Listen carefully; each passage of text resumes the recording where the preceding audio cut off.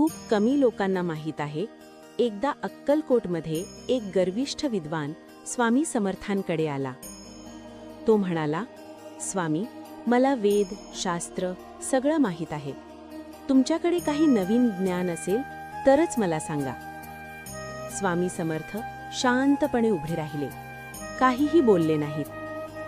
थोड्या वेळाने त्यांनी त्या विद्वानाच्या हातात एक लहानसा दिवा दिला आणि म्हणाले, हा दिवा घे आणि बाहेर जाऊन सूर्याला दाखव. विद्वान गोंधळला. तो म्हणाला, स्वामी, दिव्याने सूर्याला काय दाखवायचं? तेव्हा स्वामी समर्थ म्हणाले, ज्याला वाटतं की त्याला सगळं कळतं, त्याच्यासाठी ज्ञानाचा सूर्यही फक्त दिवाच असतो. त्या क्षणी त्या विद्वानाचं मस्तक झुकलं. तेव्हा त्याला उमजलं, ज्ञानापेक्षा नम्रता मोठी असते. ही कथा आवडली असेल तर लाईक करा आणि तुम्ही स्वामी समर्थांचे भक्त असाल तर चॅनलला नक्की सबस्क्राईब करा. स्वामी समर्थ महाराज की जय.